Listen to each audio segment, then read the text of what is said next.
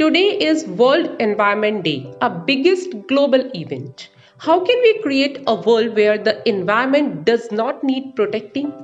It is possible only when each and every one of us will make changes in the way we live our lives.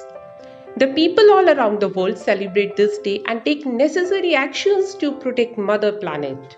People organize events, debates, dramas, discussions at schools, colleges, theaters, rallies organized at roads and streets. Amazing. Is it really such a serious issue that there is a need to organize a lot of events to save the environment? 5th June is to promote environmentalism and to steps taken to prevent pollution. Why this day is important for us?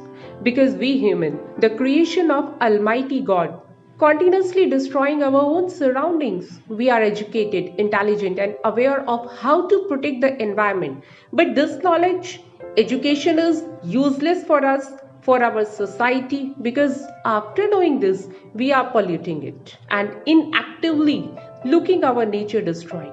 My dear friends, if we together come forward, we can make a great difference around the globe. United Nations established World Environment Day in 1972 at Stockholm to encourage awareness of preserving nature and environment.